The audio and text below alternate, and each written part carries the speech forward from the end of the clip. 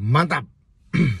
Rekan-rekan semuanya, video kali ini akan membahas mengenai bagaimana jalan keluar atau alternatif ketika terjadi fenomena seseorang melakukan penanaman kebun sawit atau penanaman bibit sawit, di mana penanaman itu ternyata diduga dilakukan pada lahan yang merupakan masuk dalam kawasan hutan.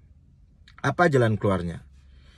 Mengacu pada lahirnya pada waktu itu Undang-Undang Nomor 11 Tahun 2020 tentang Cipta Kerja dan mengacu pada Peraturan Pemerintah Republik Indonesia Nomor 24 Tahun 2021 tentang tata cara pengenaan sanksi administratif dan tata cara penerimaan negara bukan pajak yang berasal dari denda administratif di bidang kehutanan. Teman-teman semuanya, di dalam peraturan ini dimulai kita baca dalam pasal 3 mengatakan begini. Setiap orang yang melakukan kegiatan usaha perkebunan kelapa sawit yang telah terbangun di dalam kawasan hutan dan memiliki izin lokasi dan atau izin usaha di bidang perkebunan sebelum berlakunya Undang-Undang Nomor 11 Tahun 2020 tentang Cipta Kerja, yang tidak memiliki perizinan di bidang kehutanan wajib menyelesaikan persyaratan paling lambat 3 tahun sejak Undang-Undang 11 Tahun 2020 tentang Cipta Kerja berlaku. Apa yang harus kita perhatikan di sini? Ada penggalan-penggalannya. Pertama adalah orang itu telah melakukan kegiatan usaha perkebunan kelapa sawit yang telah terbangun. Kedua, ternyata pembangunan kebun kelapa sawit itu terjadi dalam kawasan hutan, tetapi ia memiliki izin lokasi atau izin usaha perkebunan, namun tidak memiliki izin di bidang kehutanan. Maka ia wajib menyelesaikan persyaratan tersebut paling lambat 3 tahun sejak berlakunya Undang-Undang Nomor 11 Tahun 2020. Berarti ini penting untuk memperhatikan hitungannya sampai bulan berapa sebenarnya peluang itu diberikan.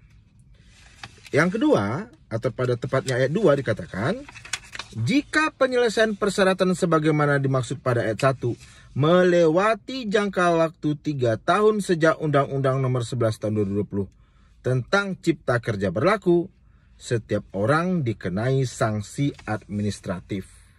Ya, ingat, bukan sanksi pidana, bukan sanksi perdata, tapi sanksi administratif. Yang ketiga, setiap orang yang melakukan kegiatan usaha pertambangan, perkebunan, dan atau kegiatan lain yang telah terbangun di dalam kawasan hutan yang dilakukan sebelum berlakunya Undang-Undang Nomor 11 Tahun 2020 tentang Cipta Kerja yang tidak memiliki perizinan di bidang kehutanan dikenai sanksi administratif. Jadi yang ayat 1 khusus ya tentang perkebunan kelapa sawit. Nah, ayat 3 ini kegiatan usaha pertambangan, perkebunan, dan atau kegiatan lain yang telah terbangun, teman-teman semuanya.